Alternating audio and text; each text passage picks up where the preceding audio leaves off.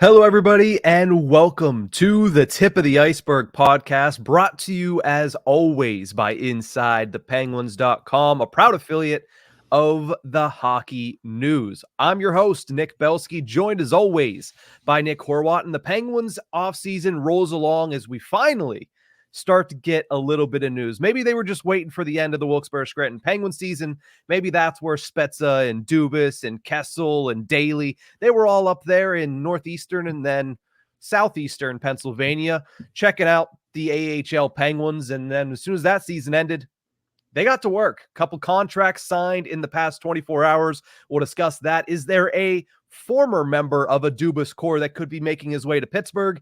And then, of course, closing it out with our weekly Pens poll that has not been weekly as of recently, but we're trying to get back on that weekly grind of the Pens poll. But Horwat, before we get into that, we were talking before the show about the Colorado Avalanche and the Winnipeg Jets and a little bit about the Stanley Cup playoffs as a whole. Have you been disappointed with the first round of the playoffs to this point? I've been seeing that discourse going around a lot of these playoffs haven't been good because there's two series already over, a third one on the brink of being. Doesn't that go to show how good teams are, by the way? Like certain teams, yeah. Yeah, I mean, then there's the weird discourse of, oh, the Penguins would have put up a bigger fight. Okay, they probably would have, but also they didn't get in, so who cares? Let's really not start that discussion. Mm-hmm. Have I been disappointed? No, because there's been drama in each one, at least even a little bit. I genuinely thought the Washington Capitals could put up some sort of fight. I was very wrong, and sometimes being that wrong makes things entertaining. And as for, Vancouver was a cup favorite. Now all of a sudden they're working with a third string goalie. They really are Penguins West. Like I said before, I don't know who counted out Colorado going into this postseason. They're showing everyone else wrong. And just what's going on in Toronto, I'm sure we'll discuss it a few more times over the next few weeks. I've been entertained. You can't be not entertained with playoff hockey. If every series was a sweep, I think I'd have the same opinion. Like, you can't not be entertained with this. To quote one of our favorite Penguin sportscasters, Phil Bourque, if you're not enjoying yourself, you might want to check your pulse because it's the NHL playoffs. It happens once a year, and the first round is always entertaining, even though this year the series might not be as close. But like you mentioned, sometimes when you're way off, that makes it a little bit more entertaining. I, for one, had Tampa Bay winning that series, and we see how that went. But, at the end of the day, Stanley Cup playoffs, they'll kick into high gear. The second round is always the best hockey, in my opinion. The first round's nice because it's a blend of good hockey and just constant hockey, considering it's every night, 3 or 4 games.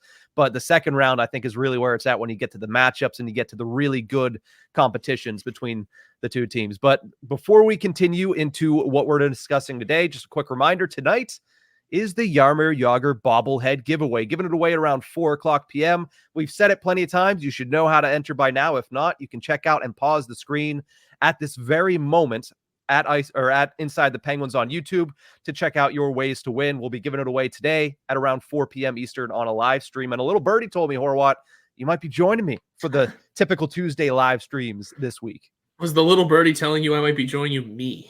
Yes, it was you. And, I do have my birdies, and most of them are you. So appreciate you for that one. But let's get into some business here, Horwat, because the Penguins conducted some business on Tuesday. First, re-signing 2019 first-round pick Sam Poulin to a 2-year contract to the tune of $775,000 at an AAV level at the NHL.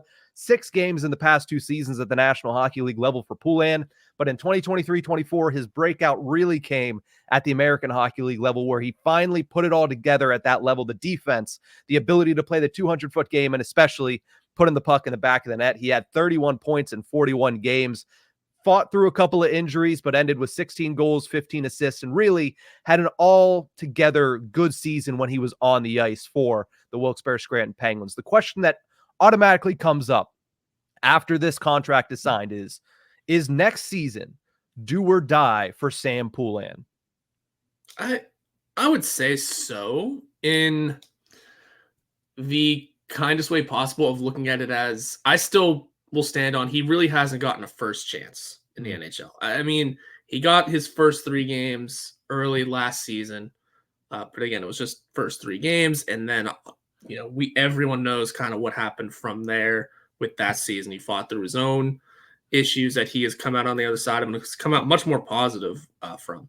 That it made this season's 3-game stint, it felt more like a first chance. It felt more like a real first go. It felt more like an NHL debut almost, because it was, at home. There was a bit more of a home feeling to it. It wasn't just out west in games that the Penguins were getting slaughtered in. It was at home. There was a bit more length and a bit more time, a bit more health, and just freedom to be playing. And then he may have gotten sick. I forget the full details of that. And then suddenly was also out of the lineup again. So it was a quick run that things felt better in. And Kyle Dubas is expecting him to be a full-time NHLer next year. I'd say this more or less feels like it's another chance. I don't know about last, but it also doesn't feel like the first. It's a confusing situation. It's just deserved. And going from here, it is a two-way deal, so easy to maneuver. I would say it just feels like a good another chance that might be his last. It's hard to tell. It really is just hard to tell because it's been so bumpy these last seasons. Yeah, to me, it's not a last chance, and it's not do or die either. I mean, for two reasons. One, he got a 2-year contract. Yep. I mean, therefore, this season, technically, if you look at it in a literal sense, it is not his last chance. And for two, he's 23 years old. I understand he's a first-round pick, but not all first-round picks are created equal, right? Not all first-round picks are going to be Connor Bedard. They're not all going to be even a Dawson Mercer who jumped up really quickly, Anton Lundell who jumped up quickly. But the one thing that you do notice about those three names that I mentioned, they all went in the top 10 to the top 15, right? Sam Poulin was a 21st overall selection in 2019, not to mention the fact that you go through COVID and that messes with your development. Somebody that was playing in juniors at the time, so his ice time was a little bit bumpy here and there. He's somebody that was a little bit more of a project, but he's a guy that he showed this year has that 200-foot game. That's something that does not need to be developed very much anymore, and it's just bringing that scoring along. And I'm intrigued to see if he can establish himself at the National Hockey League level next year. That's what I think is next for him. It's kind of similar to where Drew O'Connor was going into this past season, where, all right, he's gotten a cup of coffee, maybe not as much experience as O'Connor, maybe not as polished as O'Connor was coming into that last season, but it's going to be a similar fate to where he's going to get opportunities. Dubas said it from the opening press conference of the season when he asked the question. He expects Sam Poulin, or he hopes Sam Poulin was going to come up this past season and establish himself at the level, assert himself at the level. He wasn't able to do that, and part of that was also because, like you mentioned, he starts the year with a high ankle sprain. He gets, another injury midway through the season, which messes up with an opportunity to make a call up. And then when he does get called up, Dubas does reference that he came down with a similar sickness to Tristan Jarry. He was caught up in all of that, taken out of the lineup, and then the Penguins, they went off. You're not going to switch your lineup all that much. So another, injury or off-ice issue, which was this time it was an illness, that kind of took an opportunity away from him. So you're hoping that next year he comes in, has another strong camp, because he did have a strong start to camp this past season, makes that roster out of camp and can stay healthy and assert himself at the National Hockey League level. I think that's the next step for Sam Poulin. As far as if it's do or die or the last chance, I don't think so, because again, he's only 23 years old. There should be more opportunities for him, especially because it's not like he's performed poorly when he was actually in the lineup this past season. He performed well. He just needs to stay healthy and finally establish himself, get an opportunity that's more than 3 games long at the National Hockey League level. Yeah, he's going to get that chance. Thank you for putting the essential words that I couldn't. Hey, that's what we're here for. That's why there's 2 Nicks. Exactly. That's essentially what I was looking for, and just that it doesn't feel like a first chance, doesn't feel like a last chance. This is just another step in the a step in the ladder to get to this regular NHL role that everyone's been waiting for. So it's a big step. It was important, and the first, if you want to say it, the first free agent signing of the summer for the Penguins. And we'll go from here because there's still some other names that they'll have to get around to and figure out. And it's going to be an interesting offseason that could be starting relatively soon with playoff series ending and now some coaching spots, at least in the AHL level, opening up. We'll see where things go. There's going to be some things to follow from this moment forward until training camp opens. Yeah, I mean, for 2 weeks, they were radio silence were the Pittsburgh Penguins. And now within the last, 48 to 72 hours, you got two coaches that were relieved of their duties. They weren't fired because their contracts were up at the American Hockey League level, like you referenced there. And then two contracts. We talked about one in Sam Poulin. We're going to take a quick break here. And when we come back, the Penguins added a goaltender from Europe. We'll talk about who he is a little bit and where he fits into the current hierarchy of the Penguins netminders. We'll be right back after this break.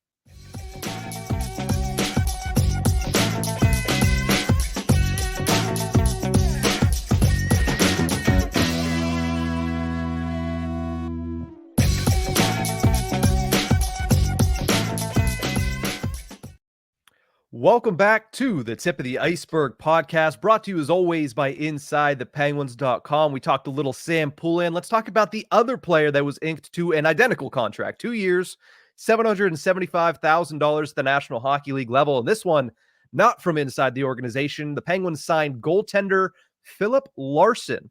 He played 3 years in North America between 2017 and 2020 in 4 different leagues, won the USHL.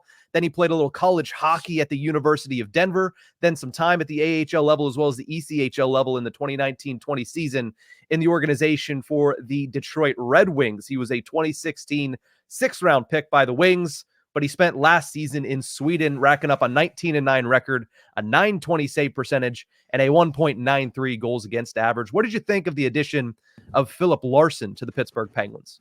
They're just filling out the goaltending depth in this organization. Kyle Dubas did a good job of that last season with what ended up being Alex Nedeljkovic, Magnus Hellberg. Garrett Sparks was down there. And then we saw what the prospects could do in Blomqvist, Taylor Gauthier, and then Murashev, who's still not in the organization yet, but is coming along nicely.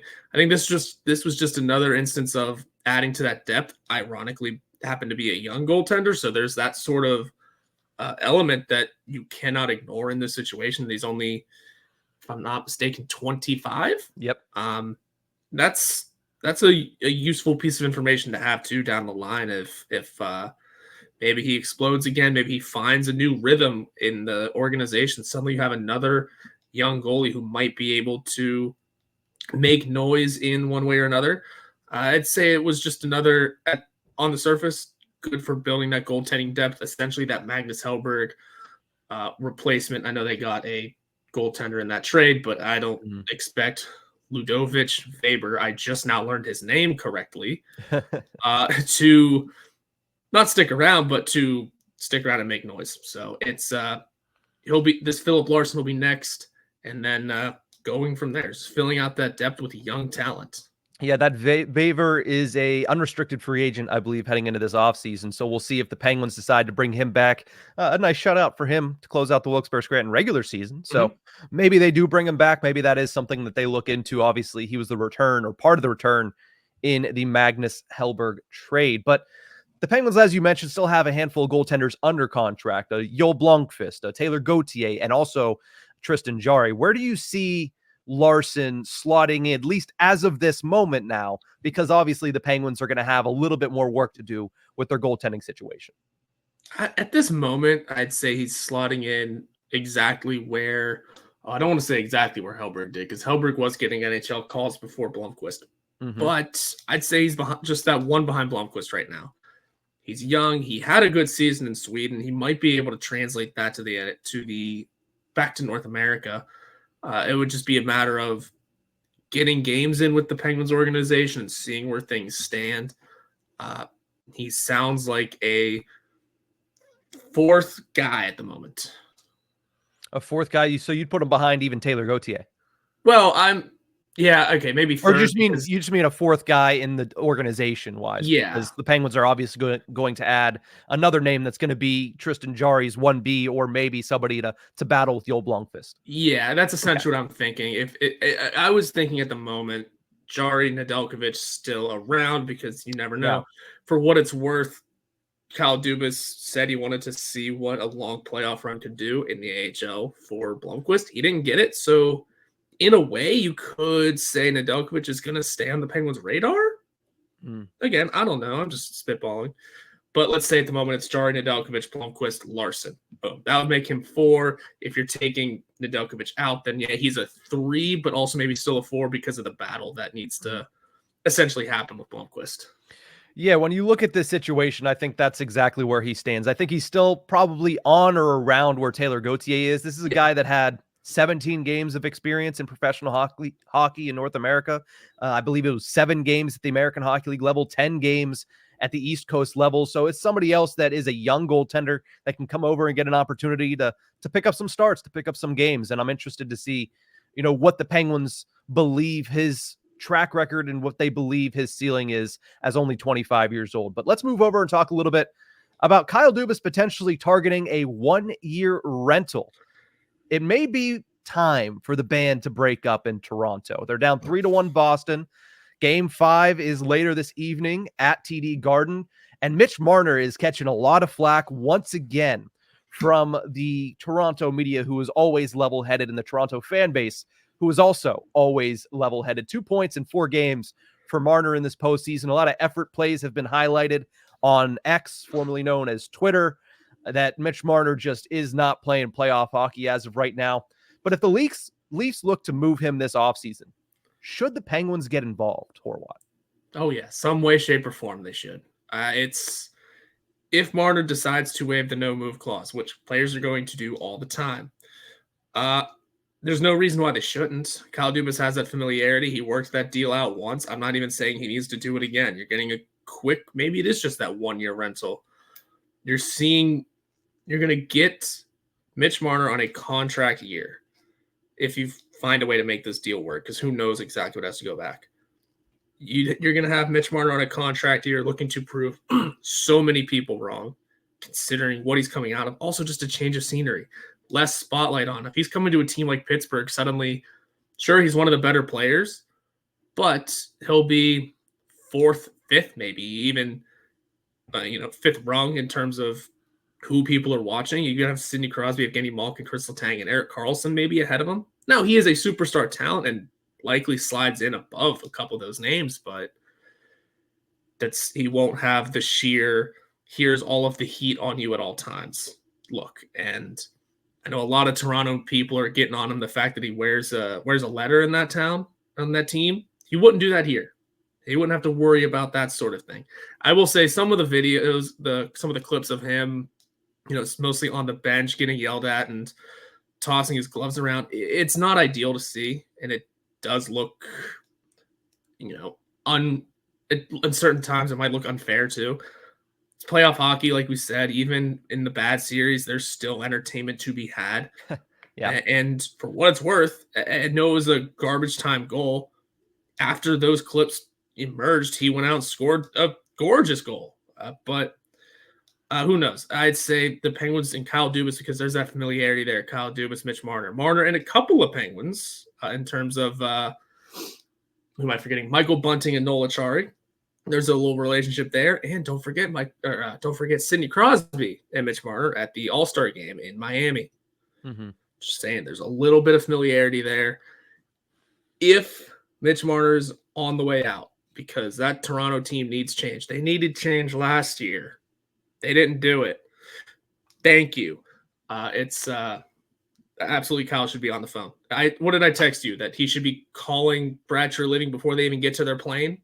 Yeah. And then you also said if the Penguins end up with a first-round pick in some way, shape, or form, whether that's in the lottery or whether that's Carolina making it to the final and the Penguins automatically getting that first-round pick in the Gensel trade, you said you will drive the pick to the airport and send it to Toronto itself. So I know how you felt going into this. Yeah. I'm intrigued because that would make back-to-back off seasons bringing in a $10 million plus player for Kyle Dubas. Now, whether there's retained salary or not, that means that you're paying for a retained salary. So either way, that's a huge move. That is a headline-making move for Kyle Dubas. And I'm not exactly sure that he's going to do that 2 years in a row. Now, again, I threw one out there on Friday, and we'll talk about that here in a couple minutes. But you look at the situation in general when it comes to Marner and the Penguins. Would it be good for the Pens? Yes, 100%. He's in the midst of his prime, 27 years old. He is making that $10.9 million for one more season. So it's not like you're buying a future with Mitch Marner unless you choose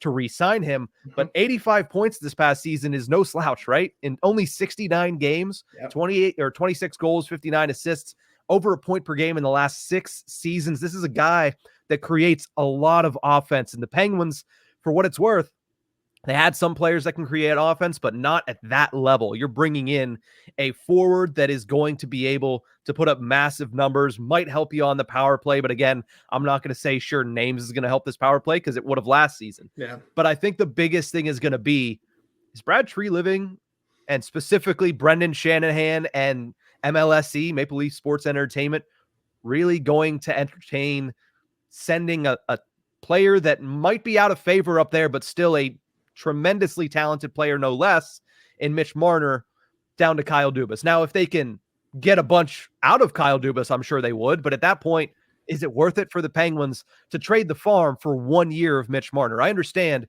it's win or go home season for the Penguins up until Sidney Crosby decides that he wants to play golf in February and March instead of, May and June. But is that worth it if they end up running the price up because it's the Leafs and the Penguins and Kyle Dubas involved?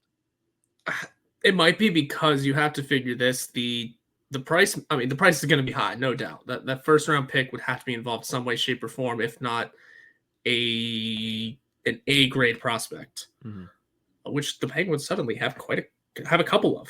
Just randomly putting that out there. Suddenly have a couple of guys they have very high interest in. But the Leafs are about to, if they lose, especially if they lose tonight, it's not going to just be one of the main core going. It could be Brendan Shanahan getting canned. It could be other faces in that front office getting canned. It could be their head coach getting canned. Keep an eye on that one as well, Kyle Dubas, just saying. Not for the head coaching role. No. But Keith somewhere in the coaching realm yes. Would be nice.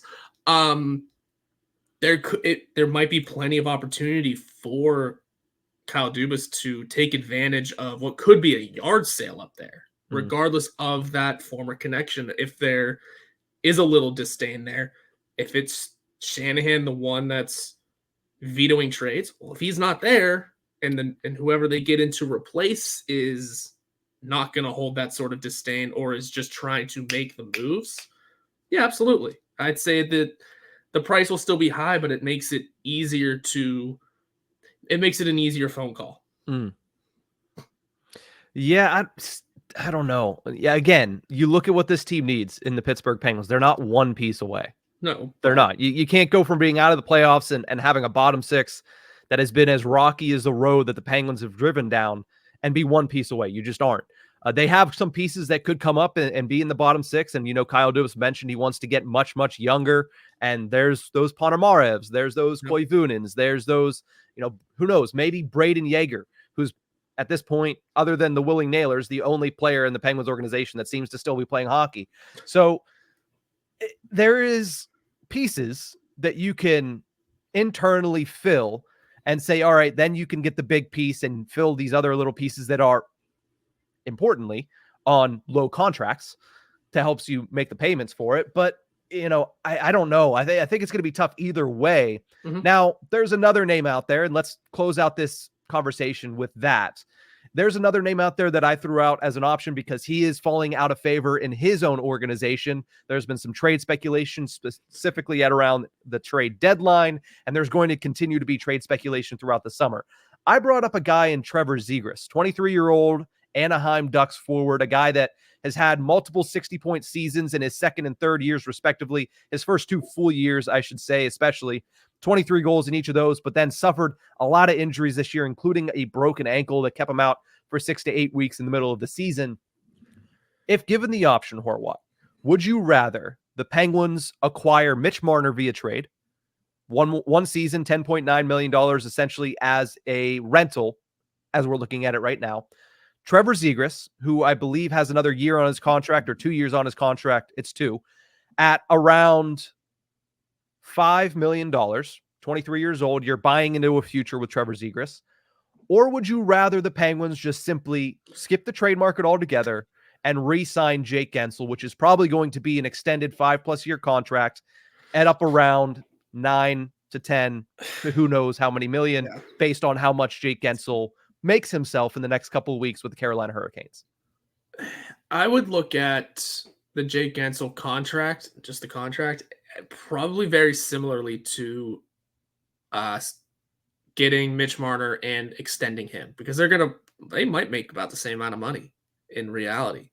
Jake Gensel's working his way toward a pretty pricey contract. I saw someone say an 8-year deal, by the way, for Jake Gensel, and I scoffed and said he's 30 or going to be 30. If that man signs for 8 years, no thank you. No thank you. We've got enough of those contracts where it's, we have a guy signed until he's 39. Lovely. Can't do that. Even if it does bring the number down, I just go back to the negotiating table in 4 years and figure it out. Fortunately for the Penguins, they don't have his rights, so they can't sign that 8-year deal. They can sign a 7, even they can't sign an 8. Even 7's a little egregious to me. Yeah. It's especially with the direction the Penguins are trying to go in, which Kyle Dubas said on many occasions is younger. And if he was looking for younger and Jake Gensel didn't fit that mold, I get that the Penguins might want to sniff around that free agency if it's available. But I think if they are really trying to go younger, you're gonna go for a guy like Trevor Zegras if he can prove to be something more than a 60-point player, because he's gonna because he could demand that kind of money in a couple seasons. But at the same time, Mitch Marner's proven. I get there's 1-year deal left, but he's got the pedigree. He needs that change of scenery. And I know the Penguins aren't a piece away, but there's something about a big name like that leaving a town where he was really scorned in and shoving it to them. Yeah. He'll essentially play like 2 players. And I know, again, are the Penguins 2 pieces away? Who knows? But he'd come in like a house of fire. And I am not going to get off the Marner train until he plays somewhere else. Where else could he even go? I mean, probably plenty of places. He'll probably, I don't know, end up in Boston somehow and end up beating the Leafs in a series, because that's how the Leafs life just goes. That's really honestly it. And honestly, I hate to say it, of these 3, Gensel's the first one I'm crossing out. Yeah, especially if it's that 8-year deal, especially if it's up around $9.5–10 million. That is tough to swallow, especially for a guy that's going to be around post Crosby and is already 30 years old, and you want to pay him $10 million for the next 8 years. That one's tough. If the price comes down, if the years come down, the price doesn't even have to come down. If the years go down to maybe 5, then I mean, that's a big drop though. If they go down to 5, then maybe you get in the ballpark. But again, we don't know what Ben Hankinson and Jake Gensel are looking for, as they haven't really talked about it because he's in the middle of a playoff run. But between Trevor Zegras and Mitch Marner, the reason I like Zegras is because the price for those two, it might be a little higher for Zegras, but you're buying 2 years of him at a lower cap hit.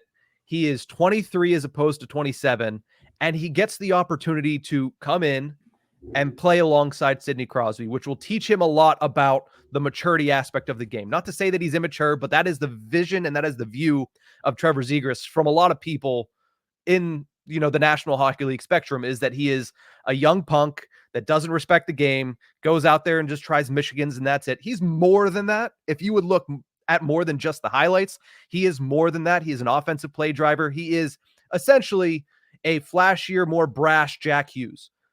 That's how I look at Trevor Zegras. And wouldn't the Penguins be better with a Jack Hughes type of player? Maybe not the same level as a Jack Hughes, but the type of player, the kind of build of player at 23 years old. You're buying a guy that his contract lines up perfectly with Evgeny Malkin's. And then if Malkin chooses to extend beyond that year, which remains to be seen, I think all of us believe that it's probably 2 years and done for Gino, that you already have a guy that if it works out, you can pay him the 9.5, and all of a sudden you have a 25-year-old that is taking right into Evgeny Malkin's spot as his second line center. And that's as good of a succession plan as you can get. Now, is there better players out there? Is there better options out there? Maybe. But as of right now, that's why I like Trevor Zegras, and that's why I think I would go with him over Marner if it was, hey, pick one of these 3 and execute the plan. I would go with Zegras personally. And I don't hate it either. I just, he just does have that oddly bad rap, and I think that's really weird. He shouldn't. He's a great player. He just does need to hit that extra step of what he has the talent, and imagine that kind of talent on a good team. That could also help a lot for him, couldn't it? Yeah, I mean, one year of those 2 years where he finished with 60 plus points, one of the years the Ducks were 30th in the National Hockey League in goals scored. The other year, I believe they were 23rd or something like that. Yeah. So again, the Penguins weren't top 10 this year, but Yeah. add Zegras to a list of players like Crosby, who scored over 90 again, with Malkin, who at the end of the season showed that if you give him a good winger, then he's actually going to be able to produce in high volume and high quantity. Michael Bunting, who's going to be able to, have a really good second season. I'm very excited to see that, and I know you are as well. Oh, yeah. Add him to a team with Erik Karlsson, who's going to be able to feed him open very, very frequently. I just think that there is a very high ceiling for what Zegras could bring. And again, there's a high ceiling for what Marner could bring as well, but the contract and also the fact that there's going to be, there's a little bit more of a history of Ducks, Penguins being able to make those amicable trades that work out for both sides, i.e. Rickard Rakell, than there is between, Kyle Dubas and the Maple Leafs. We've never seen that, him trading with the Leafs. So we'll see what's able to be done there. The Penguins and the Leafs have a pretty extensive history. They took Jared McCann at the expansion draft a couple of years ago for a 7th rounder. So, and Filip Larsson, I think, who's not in the organization anymore. Neither organization. So that is, it's certainly something interesting. It's something that you've been tossing around the last couple of weeks. And I thought this is a perfect time to throw it out there as the Leafs are on the brink of elimination later tonight in Boston. But we're going to take a quick break. When we come back, closing it out with our weekly Pens poll.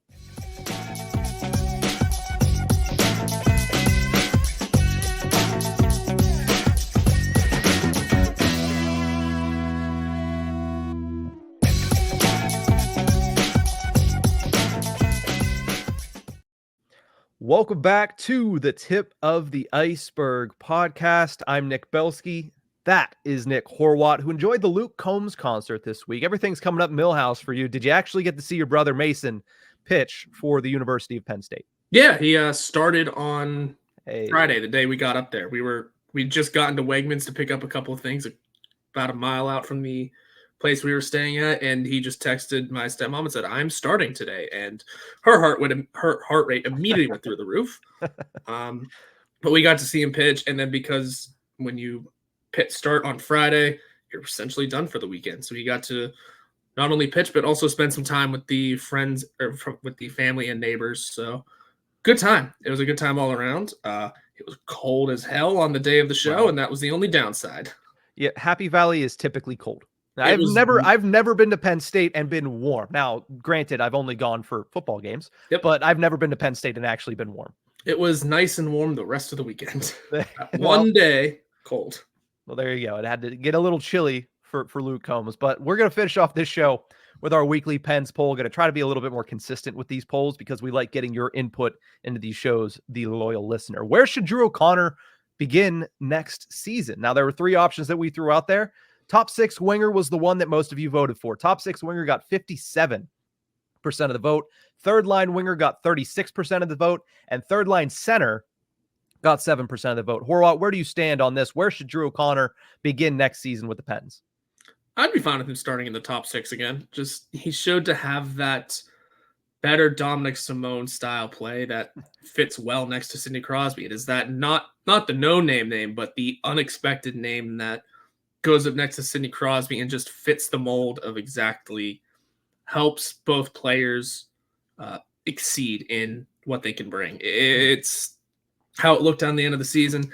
It wasn't the expected outcome of who would be playing next to Sidney Crosby, because it's usually always, when you think of your top players, you're going to have the top guys next to them, Michael Bunting, or even Jake Gensel for a long time, or now we have Brian Rust on the other side. Maybe Rickard Rakell would have fit there. No, it was Drew O'Connor, and that's what fits the best. And if other names come in, sure, give them a shot with Sidney Crosby and see what happens. But at the end of the day, I feel like it's just going to be Drew O'Connor's spot to lose.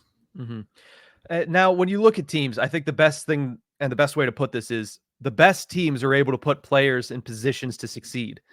I'm not saying the first line with Sidney Crosby is not a position to succeed with Drew O'Connor, but him against third line talent is a mismatch for the Penguins, right? Mm-hmm. It's a better position for the Penguins to put themselves in. If it's him and Eller and Puustinen, I like that as a third line. So my vote's going to go for third line winger simply because what we talked about in the last segment. I would like to see the Penguins bring in another top-tier talent on the forward side.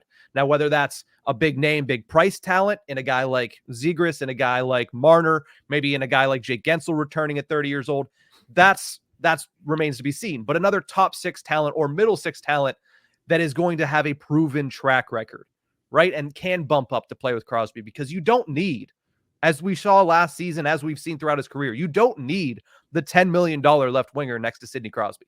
You just don't. You just need somebody that fits the mold. And typically that's a middle 6 winger that bumps up and plays. The Penguins were lucky enough to find a top 6 bona fide stud in the draft, make him what he is, mold him into Sidney Crosby's basic bionic winger in Jake Gensel for the last 7 seasons. But before that, it was Chris Kunitz. Without Crosby, is Chris Kunitz a top line player, bona fide? No. Pascal Dupuis. Without Crosby, is he a bona fide top line winger? No. You just need somebody to fit the mold. So I think it would be best if the Penguins were able to find that, but if they don't, perfectly fine with Drew O'Connor being there. But I think it's best if the Penguins are able to get that type of player. That way Drew O'Connor can start the season at the third line. If he has to move up, he has to move up. You trust him at this point, because what has he shown? Every year he's gotten better. And every year it's been twice as good. What is numbers? Twice as many games played, twice as many points. Well, this year it was not twice as many games played, because he played over 40 games last season. He played 79 this year. So maybe not twice, but an exponential amount better in the games played. And he tripled his goals and his points totals. So he's shown you that year by year, he's figuring it out. He's making his game more complete each year. So would I mind him starting in the top 6? Not at all. Do I think it's best if he starts in the third line for the Penguins' sake? Yes. That's fair too. That's fair too. That would probably be my second bet. Obviously the second guess. I don't want him playing center. Yeah, I mean, he's played center. Specifically, he played it at the World Championships last year and had a lot of success. Is he an option at that? Yes, but also has he played center at the National Hockey League level? No. Again, it's a similar thing. I'd like to see the Penguins go out and get, somebody else that's on the Leafs, and a Max Domi. He's at the top of my list there. I'd like to see the Penguins go out and get a third-line center to be able to bump down Lars Eller to the fourth line, to let him create mismatches against opposing teams' fourth lines, and also move Noel Acciari into that old man Jeff Carter role on the fourth line wing. Yeah, because it doesn't seem like Acciari's going to go anywhere despite a lot of calls for it. So I could see Max Domi as well. I just think Drew O'Connor playing center, it's just not what we're all looking for here. We do want other centers to come into the organization, and like we've mentioned before, Evgeny Malkin's not getting any younger. I mean, at what point do we start having the discussion of him maybe bumping down a line to a third line center or to a wing somewhere? You're going to need centers to fill into that role. That's where a guy like Trevor Zegras could fill in, a guy like Max Domi could fill in. So at some point, those conversations will need to be had. Maybe not yet this season, or at least to start this season. Well, as we also mentioned earlier in the show, there's some names that are coming up, some young guys, some in-house options that could potentially be that third line center role. I mean, maybe a Sam Poulin impresses throughout his summer, gets that position out of camp. Maybe Vasily Ponomarev comes back during his first camp in Pittsburgh, impresses there. Maybe Braden Yeager, who I would think is probably best served being a winger to start. Yeah. Maybe he shows that, hey, listen, I'm ready to be a center. And you put him in at third line center, at least maybe for that first 10 games before you have to send him back. If you don't want to keep him up all year, back to Moose Jaw in the WHL. So I don't know how it's going to play out. I think it's nice to have that option for Drew O'Connor, but I think we also saw that he made it work at winger. Why mess up what's been working, right? Like, it's an option, but it should probably be a break class in case of emergency option. Nice to know that he can play center, but Jake Gensel could play center as well, yet he never did for the Penguins over 7 years. Yeah, that's fair. So, but it'll be interesting. I think we're all excited to see how Drew O'Connor evolves this offseason. He said he wanted to get a little bit more grimy, a little bit more grit, a little bit better in the net front. So I want to see how that evolves. Maybe he and Michael Bunting can share the ice a little bit this summer, and Bunting can give him a couple of tips and tricks.